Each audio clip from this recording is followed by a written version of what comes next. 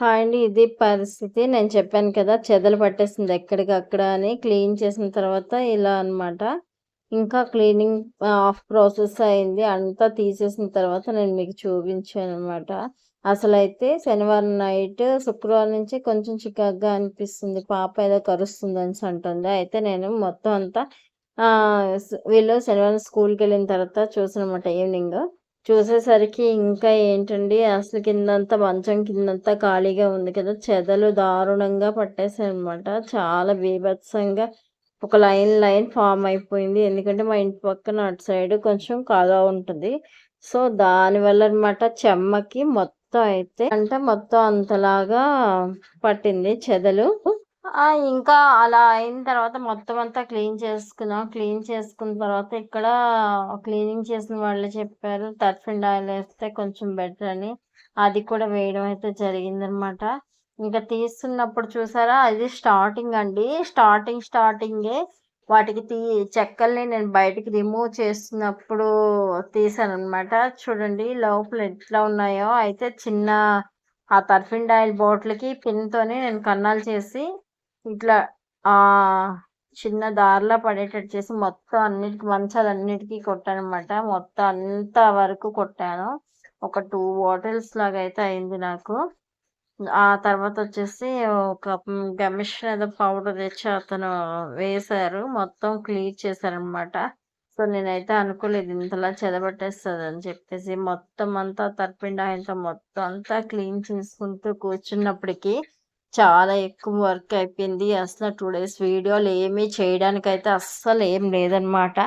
అంత దారుణంగా ఇంట్లో తయారయింది. అసలు ఇంట్లో చెదలు పట్టకూడదంటండి. చెదలు పడితే చాలా కష్టాలంట. మంచిది కూడా కాదంట. సో, నాకైతే తెలిసింది కనుక్కున్నాననమాట. చూసారా ఎంత దారుణంగా అంటే అంత దారుణంగా ఒక 2 డేస్‌లో వచ్చేసింది. ఎందుకంటే కిందంతాను కొంచెం గ్యాపే ఉంటదండి. మంచం కింద ఏమి అంత సామాన్లేమి పెట్టను నేను. ఎందుకంటే మంచం కింద ఎక్కువ సామాన్లు పెట్టుకోకూడదంట. బట్టలు గాని, కొన్ని వస్తువులు గాని పెట్టుకోకూడదంట. అయితే నేను కొంచెం పాత సిస్టమ్ అనేది ఫాలో అవుతాను అప్పుడప్పుడు. అన్నీ చేయలేకపోవచ్చండి. కొన్నైనా చేసుకోవాలి కదా! అని చెప్పి కొన్ని విషయాలనైతే నేను పాటిస్తూ ఉంటాను.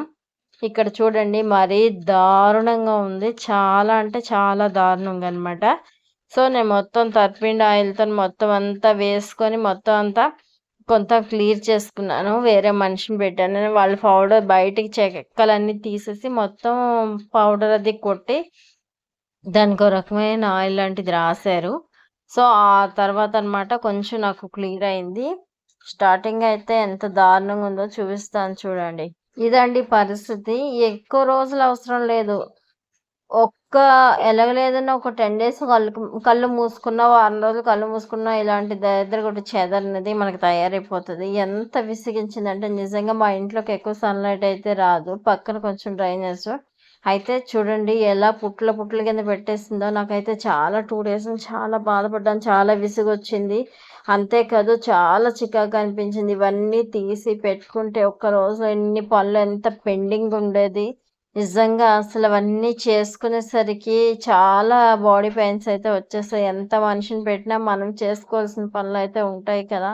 చాలా బాధనిపించింది. సో, నేనైతే అన్నీ క్లీన్ చేసుకున్నాను. ఇంకెక్కడైనా ఉన్నాయేమో అని చెప్పి అన్నీ గబగబా ఎత్తించుకొని, సర్దించుకొని మొత్తం అంతా క్లీన్ చేసుకున్నాక నాకు అవన్నీ చేసుకున్నాక ఒక హాఫ్ డే పడిందనమాట ఎత్తి పెట్టుకోవడానికి. హాఫ్ డే అన్నీ దులపడానికి హాఫ్ డే ఆ తర్వాత ఎత్తడానికి అయిపోయింది. సో, చెదతో చాలా జాగ్రత్తగా ఉండండి.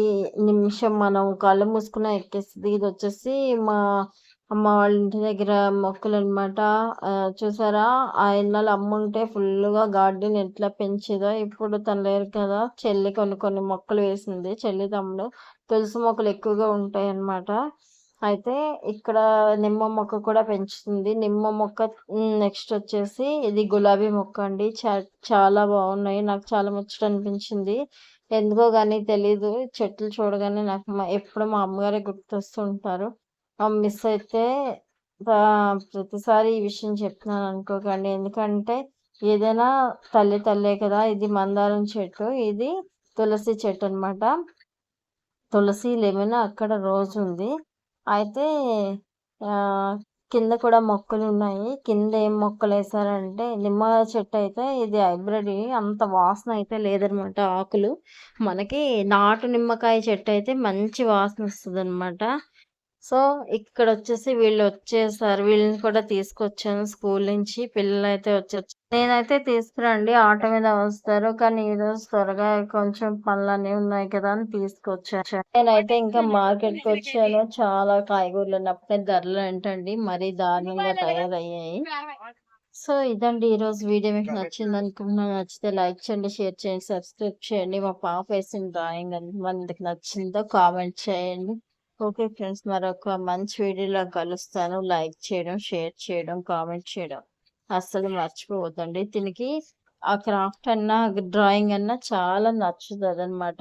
మీలో ఎంతమందికి మీ పిల్లలకి ఇలా ఎంకరేజ్ చేస్తారో నాకు కామెంట్‌లో చెప్పండి. Okay. Take care. By. By. By.